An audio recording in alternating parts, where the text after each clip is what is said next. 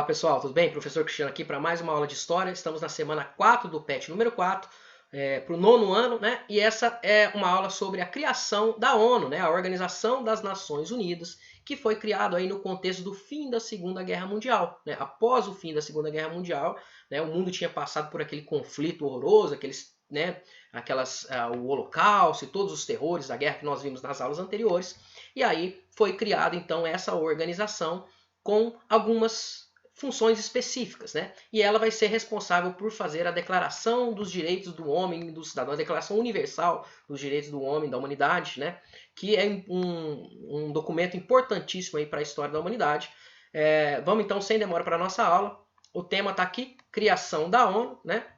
No contexto aí da Segunda Guerra Mundial. E aí vamos começar com as imagens, né? Que imagens são essas? Aqui nós temos o logotipo, né, o emblema da ONU, dessa organização, e do lado lá nós temos uma foto de uma reunião aí, né, se eu não me engano essa foto é de 2016, de uma reunião do Conselho Geral ali da ONU, reunido, né, com representantes de todos os países ali para decidir aí as pautas, a luta pela manutenção da paz, né, que essa que é uma ideia, a ideia geral aí da criação da ONU, né, o próprio logotipo da ONU, nós vamos ver que ele representa isso, né, então o emblema da ONU, que é esse em azul, né, ele é uma representação ali do globo, né, só que ele visto de cima, né, então nós temos os paralelos e os meridianos ali, que são aqueles, né, aquelas linhas ali, como se fosse a Terra vista de cima ali, com todos os continentes ali representados, tá?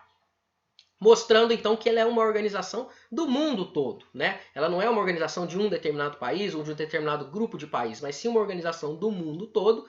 E embaixo nós temos ali os ramos de oliveira, né, que simbolizam a paz. Porque é justamente essa a ideia da criação da ONU, né? A ONU é criada num contexto pós-Segunda Guerra Mundial, com a ideia de evitar que conflitos como aquele, tão terríveis para a humanidade, acontecessem novamente. Então, criou-se uma organização das nações unidas, né, em torno da paz, né, da ideia de paz aí, de prosperidade para o mundo, tá? Então essa que isso tudo está simbolizado aí já no logotipo da ONU, né? Então, ó, no final da Segunda Guerra Mundial, qual que era a situação do mundo aí, né, nesse momento? Nós tivemos cidades destruídas, as economias em crise, milhões de mortos lá no Holocausto e na guerra em si, né? Se vocês lembrarem aí da aula passada, foram 6 milhões de judeus mortos lá nesse extermínio aí, de grupos minoritários aí, como foi, que é chamado de Holocausto, né, que aconteceu pela perseguição dos nazistas perseguindo esses grupos no contexto da Segunda Guerra Mundial. E além disso nós tivemos os milhões que foram mortos nos combates, né? Os países aliados, os países vencedores da guerra, então, eles vão tentar reestruturar as nações que foram destruídas, que foram devastadas aí pela Segunda Guerra Mundial. E aí eles fazem algumas conferências para tentar resolver esses problemas, né? Principalmente duas conferências que aconteceram no mesmo ano, aconteceram em 1945, conferências de Alta e a conferência de Potsdam, lá na Alemanha. Os vencedores da guerra, então Inglaterra, Estados Unidos e União Soviética, eles vão se reunir para discutir, por exemplo, o que a Alemanha, como que a Alemanha ia ter que indenizar e pagar por essa destruição que foi feita pelos nazistas, né, na Segunda Guerra Mundial, e pelos atos que eles cometeram também, como o Holocausto, né, essa perseguição das minorias e tudo mais. E eles também vão dividir a Alemanha ali em áreas de influência, né? Vai dar origem àquela Alemanha ocidental e Alemanha oriental. Nós vamos estudar isso mais à frente. Depois a gente volta nesse tema. Mas, enfim, ocorre então uma mobilização mundial para tentar evitar que guerras como aquela, conflitos como aquele, tragédias humanas como aquela acontecessem novamente. E aí eles vão então se reunir para formar a ONU. Antes da ONU já teve algumas ideias parecidas? Sim, né? Nós tivemos, por exemplo, na Revolução Francesa, lá em 1789, no século XVIII, inspirado pelas ideias iluministas, nós tivemos a elaboração da Declaração dos Direitos do Homem e do Cidadão, lá de 1789. É diferente da Declaração Universal dos Direitos do Homem e tal, que nós vamos ver aqui que foi criado pela ONU, tá? Mas já é uma inspiração, é uma primeira tentativa, pela primeira vez esse documento aí, ele simboliza o fim do antigo regime, né? Ele estabelece lá que pela primeira vez homens são iguais, né, perante a lei, juridicamente, né, acabando com aquela divisão social do antigo regime. Então já tivemos aí essa experiência lá atrás, lá no século XVIII, né? E depois, no fim da Primeira Guerra Mundial, né, em 1819, nós tivemos a Liga das Nações, né, que foi uma tentativa de fazer mais ou menos o que a ONU fez, né, só que não deu certo, né, essa tentativa foi frustrada. Com o final da guerra, os países, principalmente na Europa, eles se reúnem, eles tentam reunir todas as nações, né, para poder manter a paz, tal. Mas como nós vimos, essa tentativa fracassou, né, tanto que teve a Segunda Guerra Mundial.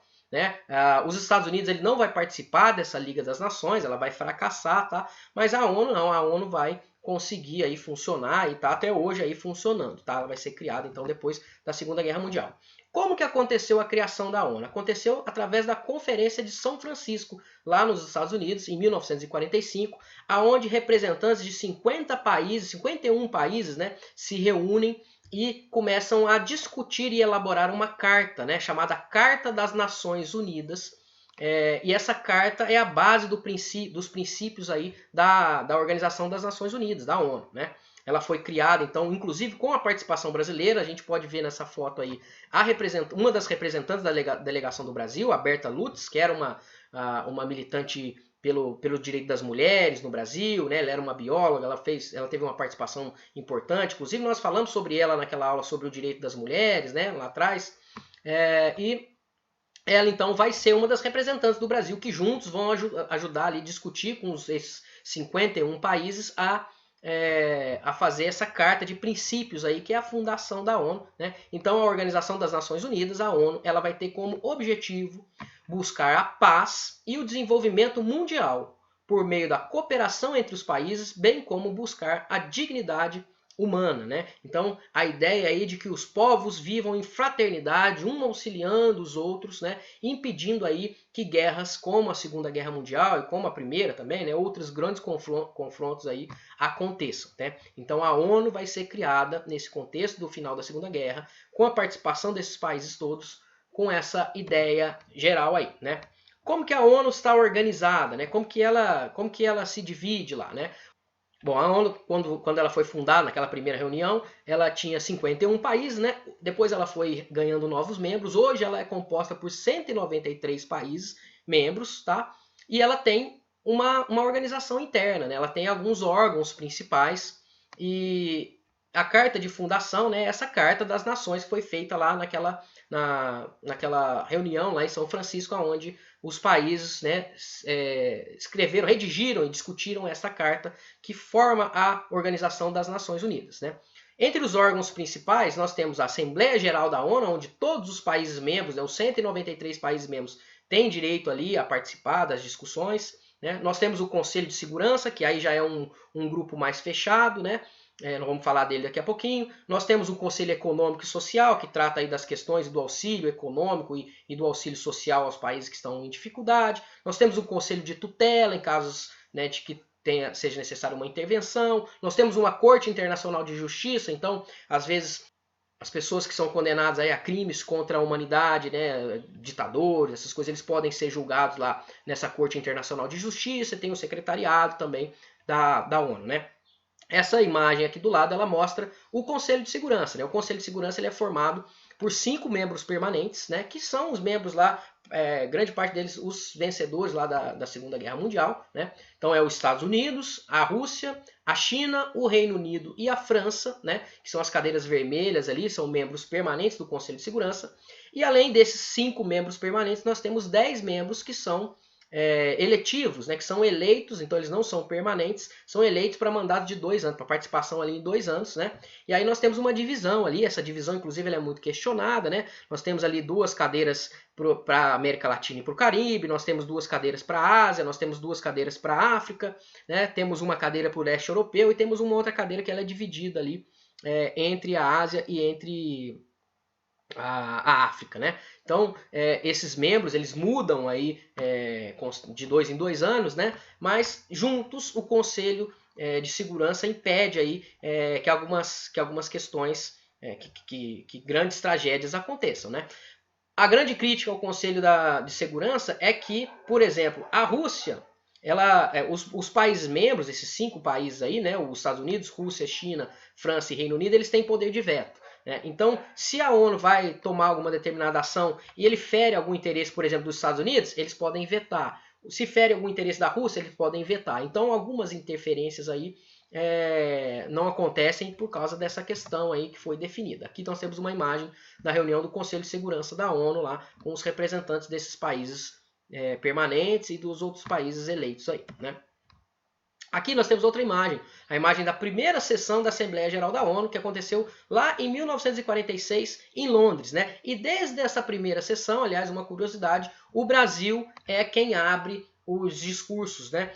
Os representantes dos países todos podem lá discursar, né? Falar a respeito das suas questões. O Brasil, historicamente, ele faz o primeiro discurso, ele abre aí os discursos da Assembleia Geral da ONU lá com 193 países presentes, né? Quais são então os propósitos e os princípios da ONU, né? Por que ela foi criada? Para manter a paz e a segurança mundial, né? Para desenvolver relações amistosas, né? De amizade, ali, de colaboração entre as nações, para realizar a cooperação internacional para resolver os problemas mundiais de caráter econômico, social, cultural e humanitário, promovendo o respeito aos direitos humanos e às liberdades fundamentais. Então aí entra já uma questão importante que nós vamos ressaltar nessa aula, que é essa questão da defesa dos direitos humanos, né? E ela baseia-se também no princípio de igualdade soberana de todos os seus membros, né? Apesar de ter um Conselho de Segurança ali com alguns países especiais, mas na Assembleia Geral todos têm direito à fala, todos são tratados e todos têm direito a um voto, né? Então é igual ali, tá? Voltando ali no terceiro tópico, né? A ONU, então, ela pode resolver, ela deve, né, resolver problemas mundiais de caráter econômico. Então, países que estejam passando por crises econômicas podem ter auxílio da ONU, por uma série de outras instituições que são ligadas à ONU aí, que podem ajudar. Caráter social, né, uma crise social, algum desastre, alguma coisa, humanitário, cultural, a ONU deve, né, interferir aí para promover o respeito aos direitos humanos, porque essa é uma questão fundamental, né? A ONU ela vai fazer a Declaração Universal dos Direitos Humanos em 1948, que é um documento importantíssimo, né? Nós vimos lá que na Revolução Francesa, né, e lá em 1789, os revolucionários franceses fizeram uma declaração dos direitos do homem e do cidadão, né? Agora, inspirado talvez aí nesses princípios de igualdade, né, de fraternidade, a ONU vai fazer isso, vai fazer esse novo documento. Então, em 1948 é elaborada a Declaração Universal dos Direitos Humanos. Foi elaborada por representantes de todas as regiões do mundo e proclamada pela Assembleia Geral das Nações Unidas como uma norma comum a ser alcançada por todos os povos e nações. Então essa declaração, ela garante os direitos humanos, né? Então, em qualquer local, em qualquer país aí desses membros da ONU, aonde os direitos humanos estejam sendo desrespeitados, ela deve interferir, né? Alguns artigos que eu coloquei aqui para vocês, né? O artigo 1º da Declaração Universal dos Direitos Humanos.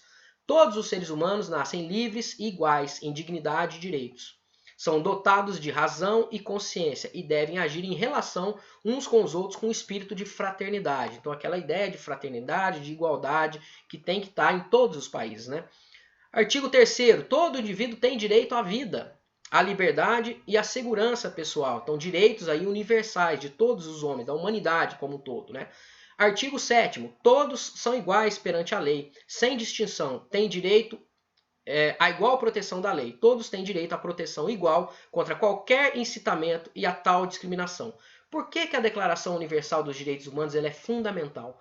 Porque ela impede, ou pelo menos ela dá carta branca para a ONU poder interferir caso algum país, algum governante, algum ditador, né, alguma revolução, alguma coisa que aconteça que cause danos aí à humanidade. Então ela está protegendo os seres humanos, a humanidade, né? Porque a gente sabe que acontecem situações que são contra, né, o direito à humanidade. O que aconteceu, por exemplo, no nazismo, né, a perseguição aos judeus, às minorias, né, a levar para os campos de concentração, perseguição qualquer que seja, né, todos os homens têm direito às suas características, à sua cultura, né, mas acima de tudo isso eles têm os direitos humanos, né. Então, em crimes contra a humanidade, crimes de guerra, genocídios, né, qualquer coisa que seja um perigo aí para a humanidade, a ONU então tem direito de interferir Inclusive, a ONU ela tem um exército, uma força de paz, né, que em casos extremos aí, né, raramente ela é utilizada, mas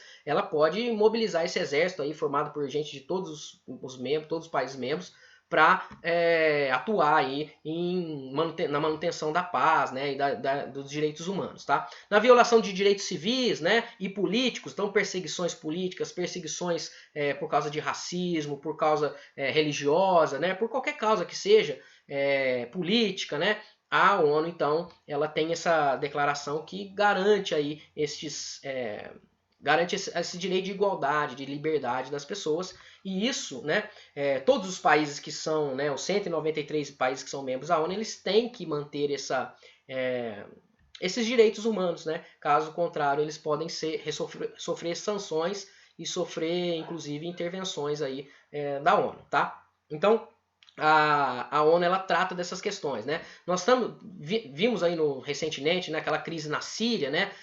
Aquela guerra na Síria, e aí as pessoas fugindo, né? Os refugiados tendo que ir se refugiar em outros países porque teve o seu país todo destruído, a sua cidade destruída, perdeu todos os seus bens com a guerra, né?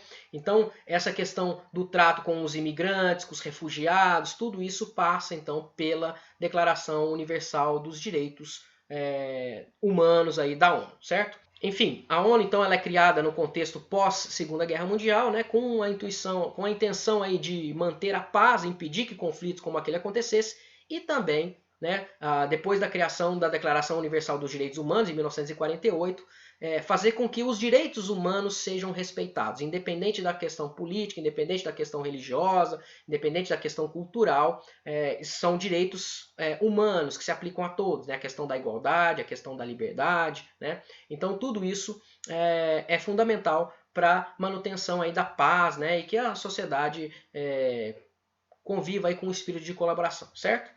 Espero que vocês tenham gostado da aula de hoje. Estamos encerrando o PET número 4.